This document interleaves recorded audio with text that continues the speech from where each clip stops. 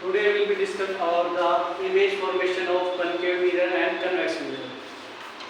In briefly describe about the table, what position of the object and position of image and size of image and nature of image in the convex and concave mirror.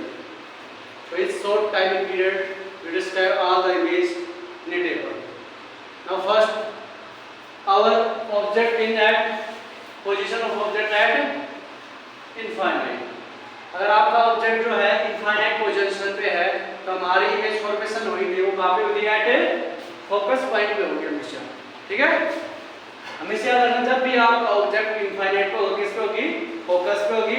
Highly dimension जो size होगा उसका image का कैसा होगा highly dimension मतलब point object. Highly dimension मतलब बिल्कुल छोटा है पॉइंट होता है इतना उसका साइज रहेगा. नेचर इमेज का कैसा होगा रियल एंड इनवर्टेड.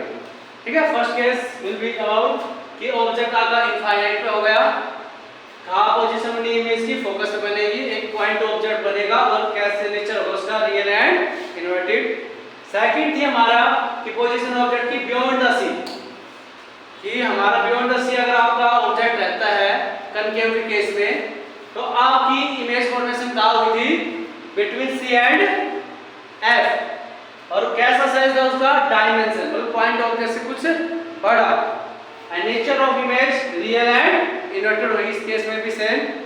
नेक्स्ट, अगर आपकी पोजीशन ऑब्जेक्ट की कहाँ थी at C centre of curvature पे थी आपका अगर ऑब्जेक्ट तो इमेज ऑफ फॉर्मेशन भी हमारी कहाँ पे थी बेटा वो भी सेंटर ऑफ कर्वेचर पे ही बनेगी इमेज फॉर्मेशन. उसका size same size of object जितना साइज आपका ऑब्जेक्ट का लोगे आप उतना ही आपका क्या होगा इमेज का साइज होगा और जो इसका नेचर होगा वो भी क्या होगा रियल एंड इनवर्टेड. नेक्स्ट हमने अपने जो था ऑब्जेक्ट कहाँ रखा था बिटवीन सी एंड एफ कि अगर ऑब्जेक्ट को हम सी और एफ के बीच में रखेंगे कहीं के भी तो आपका जो पोजीशन होगी इमेज की बियॉन्ड द सी के पीछे बनेगी आपकी सेंटर ऑफ कर्वेचर के पीछे और कैसे होगी मैग्नीफाइड मतलब ऑब्जेक्ट से कुछ बड़ी. मैग्नीफाइड मतलब होता है ऑब्जेक्ट से है आपका जो साइज उससे कुछ बड़ी बनेगी और कैसे बनेगी real and inverted.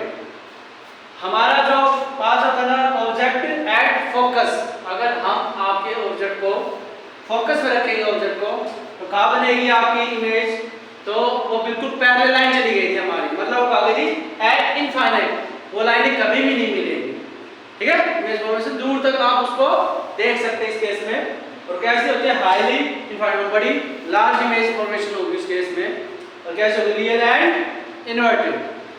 Last case था हमारा कंकेव मिरर का वो था आपका object between F and P. अगर आपका ऑब्जेक्ट फोकस और पोल के बीच में होगा तो आपकी इमेज फॉर्मेशन कहाँ हुई थी बिहाइंड द मिरर आपके मिरर के पीछे इमेज फॉर्मेशन होगी और कैसे होगी मैग्नीफाइड ऑब्जेक्ट से बड़ी और वर्चुअल और इरेक्ट. तो ये हमारी इमेज फॉर्मेशन थी कंकेव मिरर की. इस केस में आप एक चीज देखोगे जो नेचर ऑफ इमेज है कंकेव में वो हमारे सभी में क्या है सेम है एक्सेप्ट लास्ट केस में. अगर लास्ट केस में अगर छोड़ दूं बिटवीन एफ एंड पी बाकी में आपका नेचर ऑफ इमेज हमेशा क्या रहेगा रियल और इनवर्टेड. तो इससे कैलकुलेशन निकलता है कि आपका जो कंकेव मिरर होता है मोस्टली टाइम कैसे इमेज बनाएगा हमेशा रियल एंड इनवर्टेड एक्सेप्ट में सर केस हो बिटवीन एफ और पी को अगर हम छोड़ते बाकी केस में हमेशा रियल और इनवर्टेड. क्योंकि ये पेपर में पूछा जाता है कि कंकेव मिरर कैसे इमेज बनाते हैं तो आपको क्लियर कट ये नहीं कहना कि रियल इनवर्टेड. ये अगर आपका ऑब्जेक्ट हमारा एफ और पी के बीच में होगा उस केस में वर्चुअल और रिएक्ट बनेगी बाकी केस में क्या बनेगी रियल और इनवर्टेड. ये करने का यही रीजन क्योंकि वो पूछ लेता है आपके पेपर में की पोजीशन ऑब्जेक्ट को दे देता है कि एक ऑब्जेक्ट आपका एट सी पे है तो उसकी इमेज क्या होगी नेचर क्या होगा और साइज क्या होगा. तो then you find out easily help of table कि अगर ऑब्जेक्ट एट सी पे है तो क्या बनेगा सी पे सेम साइज ऑफ ऑब्जेक्ट और उसका क्या होगा नेचर रियल एंड इनवर्टेड. तो इजीली आप फाइंड आउट कर लोगे सभी. ठीक है, ऐसे पूछेगा अगर आपका object between C and F है तो कहाँ बनेगी इमेज फॉर्मेशन आप बताओ बियॉन्ड द सी और उसका साइज कैसा होगा लार्जर देन ऑब्जेक्ट और रियल एंड इनवर्टेड. ये चीजें याद होने के बाद क्या आपको भाई न्यूमेरिकल फॉर्म में दे देगा वो सेंटर रेडियस ऊपर से इतनी आपकी फोकस इतनी है, देन कैलकुलेट बताओ कि आपका जो ऑब्जेक्ट है वो कहाँ पे है, इमेज फॉर्मेशन कहाँ बनेगी या कैसा नेचर बनेगा, वो आगे हम कैलकुलेट करना सिखाएंगे आपको अगले क्लास में। फिर है आपका अब डिस्कस करते हैं कन्वेक्स मिरर की। इस केस में सिर्फ दो जगह इमेज फॉर्मेशन होती है, दो केस ही बनते हैं हमारे।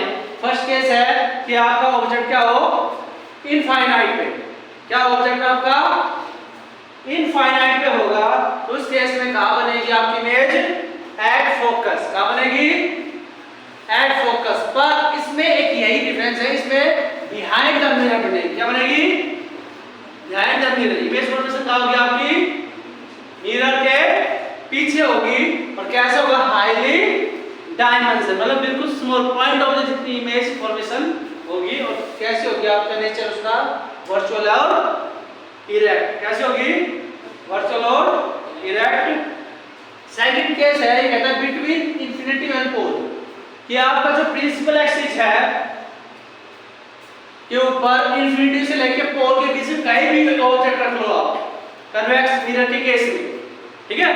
कन्वेक्स मिरर के केस में आप पोल से लेके इंफिनिटी तक बीच में कहीं भी ऑब्जेक्ट रखोगे तो उस केस में इमेज आपकी कहाँ बनेगी बिटवीन P एंड F, कहाँ बनेगी पोल एंड फोकस के बीच में, कहाँ बनेगी पोल एंड फोकस के बीच में बनेगी। और कैसे बनेगी बिहाइंड द मिरर बनेगी, और डायमेंशन थोड़ी पॉइंट ऑफ जैसे कुछ बड़ी होगी लार्जर, और कैसे वर्चुअल एंड इरेक्ट, कैसे बनेगी वर्चुअल और इरेक्ट।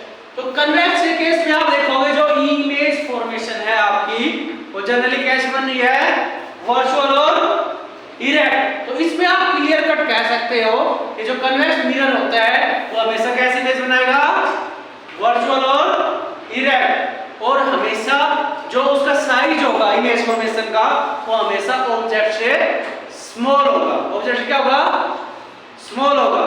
तो आप आइडेंटिफाई इजीली कर लोगे कि किसी मिरर में हमारा आपका साइज कैसे दिखाई दे रहा है बिल्कुल स्मॉल दिखाई दे रहा है केस में। तो और कैसी इमेज बन रही है बिहाइंड द मिरर बन रही है, तो डायरेक्ट विद मिरर हो कन्वेक्स मिरर, ठीक है इजी रेफर कर लोगे इससे। तो ये हमारा कन्वेक्स मिरर और कनकेव मिरर की इमेज फॉर्मेशन की टेबल 3 कैलकुलेशन था, ये हमारा कंप्लीट हो गया है, ठीक है ओके।